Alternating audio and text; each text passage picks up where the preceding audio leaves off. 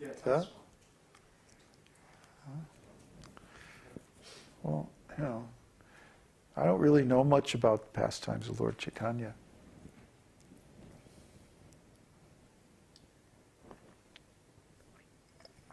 You have to ask a specific question. It's not going to inspire me. It's like, please tell us all about God.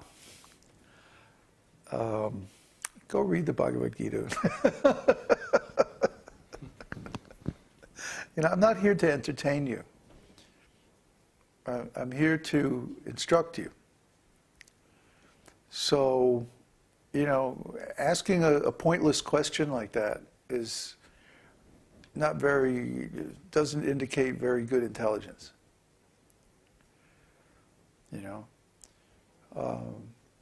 Far better was that other question about Vishnu Sahasranam and about the Tota Gopinath. That was a really good question. Because that inspires a whole recollection of a specific pastime. Just tell me your favorite pastime. It's like, what's your favorite flavor of ice cream?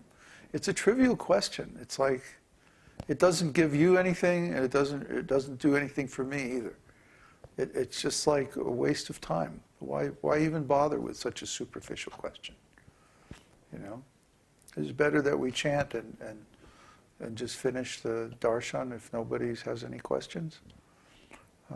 We need searching, probing questions, provocative questions, evocative questions.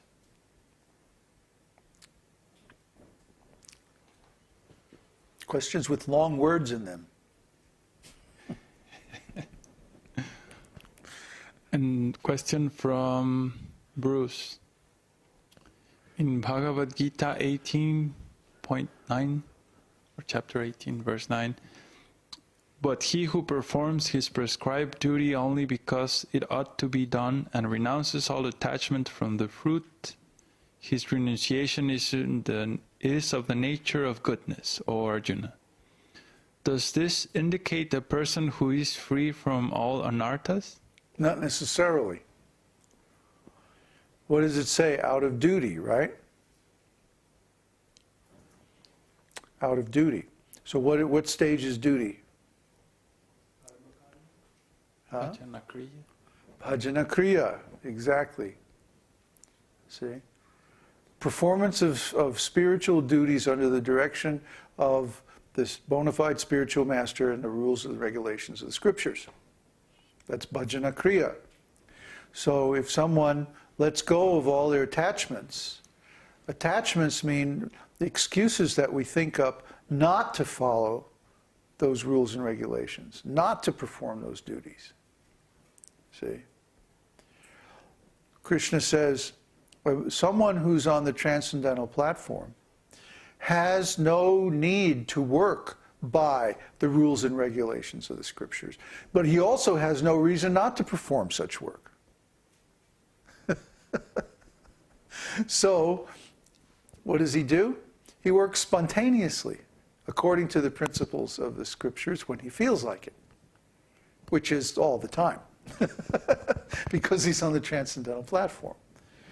But the point is, the motivation has changed from fear and restriction, rules and regulations.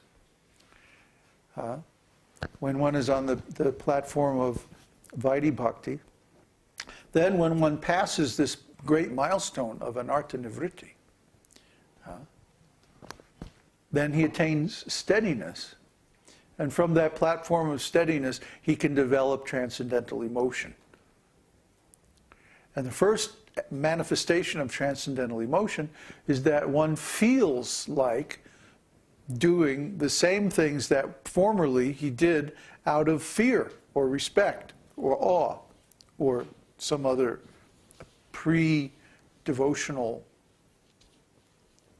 feeling. Or what is that? That would be like neutrality.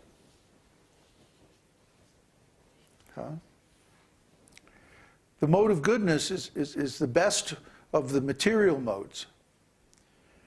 But it cannot give you more than neutrality devotional service in neutrality. You see? Because you have to follow so many rules and regulations. There's still an element of fear. I don't want to fall down. I don't want to make an offense.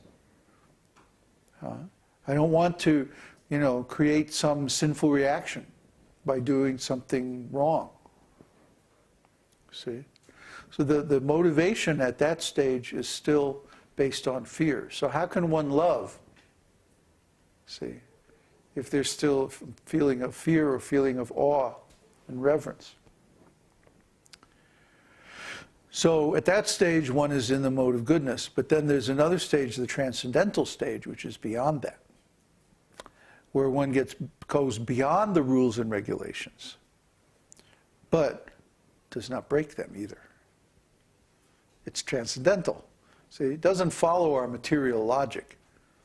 That's why Krishna also says the activities of one in the transcendental stage are very difficult for anyone to understand. The activities of a devotee, the activities of a self-realized soul are very difficult to understand. 1 minute we can be talking about abstruse transcendental philosophy, and the next minute we can be belching and laughing like a madman. This is going on, right? Ordinary people are like, First of all, they're like, what are they talking about? And then they're like, oh, ew, gross. And they don't get it. They can't get it. They can't understand. Because it simultaneously is beyond the rules and regulations of the scriptures, and yet at the same time in total conformance with the rules and regulations of the scriptures. So it's like a master composer. In music, there are many, many rules of harmony. You don't have parallel sixths. You do have parallel sixths. You don't have parallel fifths or fourths or octaves. You use parallel sixths and thirds whenever you can. You don't like have two major chords in a row. You always try to vary the chord qualities to make contrasts, and so on and so on and so on. And then there are great composers who break all those rules. Debussy, for example. Debussy was expert at breaking rules. He broke every rule in the book, and it all sounded great. So a real master can break the phony rules or the rules for neophytes. See, but the real rules, the actual essence of devotional service, he never violates that. So very, before a person develops devotional service, they have so many ideas, relative ideas about morality and right and wrong from their culture, from religion, from customary dealings among people in their family and their community and like that.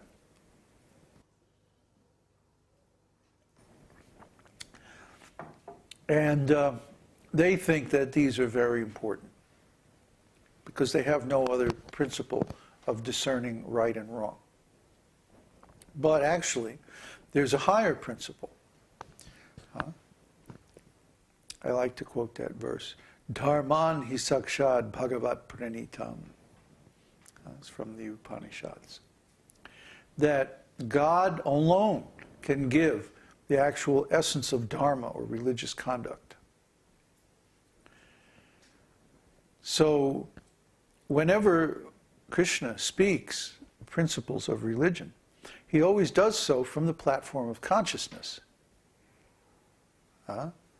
There's this beautiful exchange between Arjuna and Krishna in Bhagavad-gītā, 2nd chapter, that I like to use to point this out. If people think that, oh no, you're just making this up, Krishna is always talking from the platform of consciousness. What is that? Well, consider the exchange toward the end of the 2nd chapter of Bhagavad-gītā, where Arjuna asks Krishna, how does the man who is situated in transcendence walk? How does he speak? How does he sit? How does he conduct himself? What are his symptoms? But Arjuna is asking this in terms of external symptoms: walking, speaking, sitting, doing, working, like that. And Krishna answers, one who is unattached to the modes of material nature can be understood by their complete indifference to material enjoyment and suffering. Huh? See, Arjuna is asking on the bodily platform, and Krishna is speaking from the spiritual platform, or the platform of consciousness. He's talking about the consciousness of the self-realized soul. That is what defines the self-realized soul, not the body. So you'll notice that all these rules and regulations of ordinary morality refer to the body. The rules and regulations of devotional service refer partly to the body, but they actually indicate a certain attitude